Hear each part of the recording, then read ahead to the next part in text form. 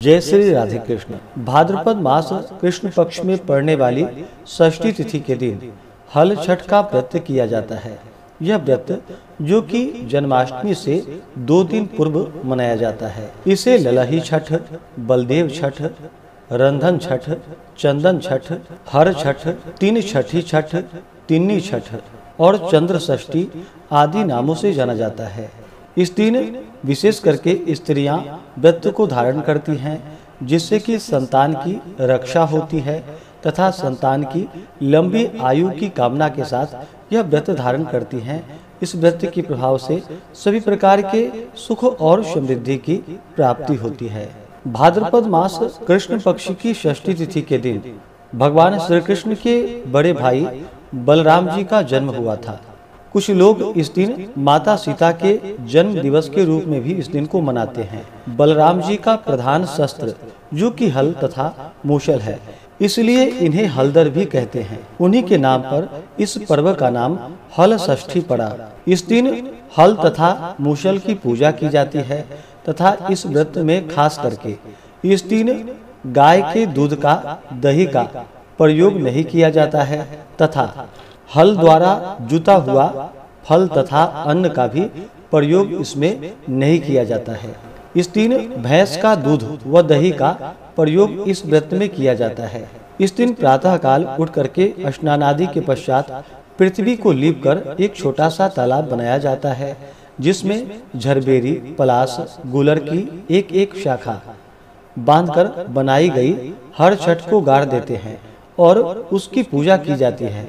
पूजन में सतंजा आदि की भी भुनी सामग्री चढ़ाई जाती है। यह व्रत जो कि निराहार रखा जाता है और शाम को चंद्रोदय के बाद चंद्रमा को अर्घ्य दे करके इस व्रत को पूर्ण माना जाता है। इस व्रत को सभी जगह मनाने की अपनी अपनी परंपरा है। इस व्रत में खास करके कुछ नियमों का ध्यान देना चाहिए। हल छठ वाले दिन सुबह उठ करके महुए के दांतों से दांत साफ कर लेनी चाहिए। इसके बाद स्नान आदि से निवृत्त होकर के व्रत का संकल्प लेना चाहिए। इसके बाद पूजा घर में भैंस के गोबर से दीवार पर षष्ठी देवी का चित्र बनाना चाहिए। साथ ही हल, सप्तऋषि, पशु, किसान आदि का भी चित्र बनाना चाहिए। घर में तैयार एपन से भी इन सभी की पूजा की जाती है।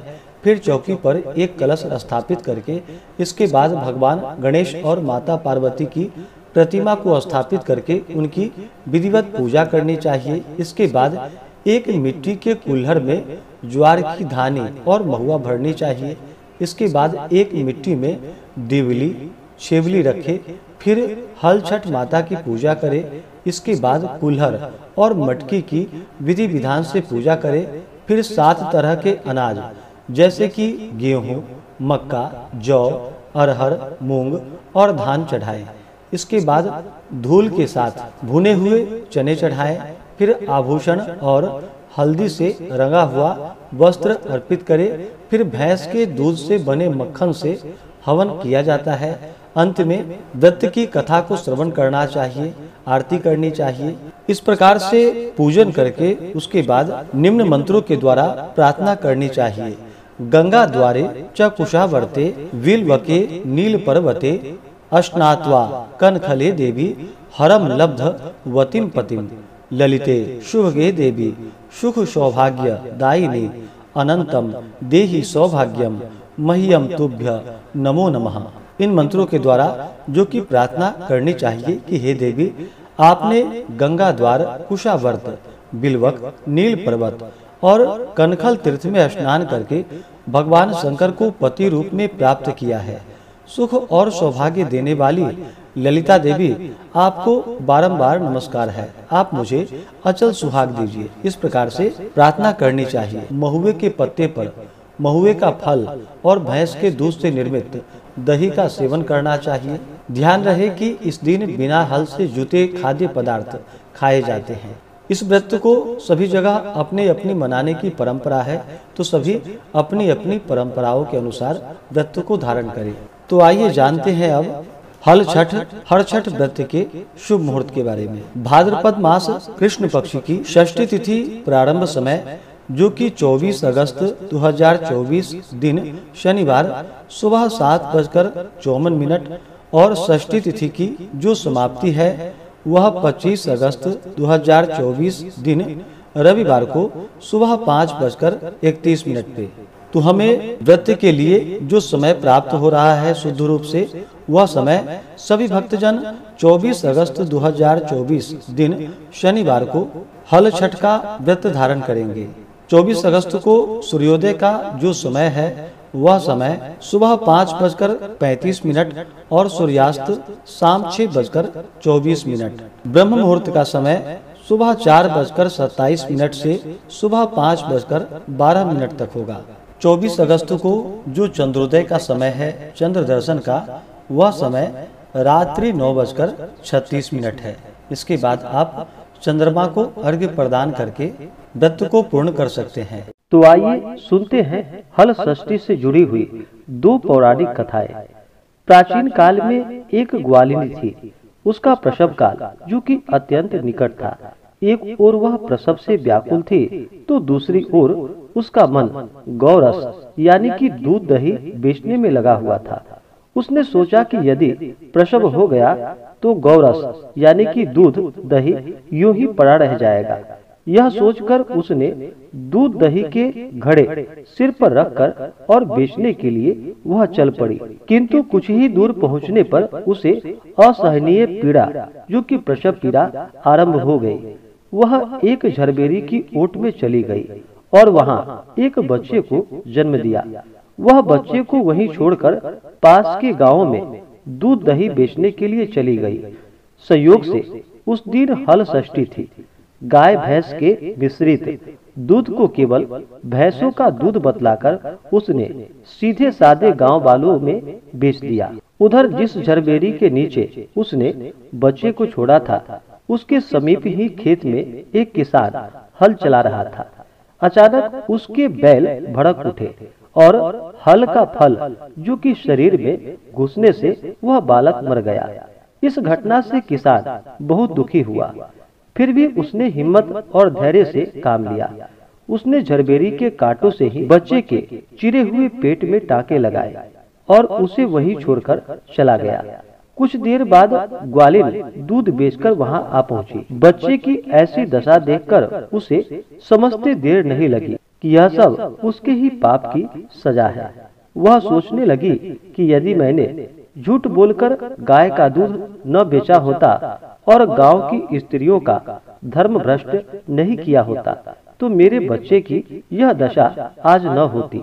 अतः मुझे लौटकर सब बातें गांव वालों को बताकर अपना प्रायश्चित करना चाहिए।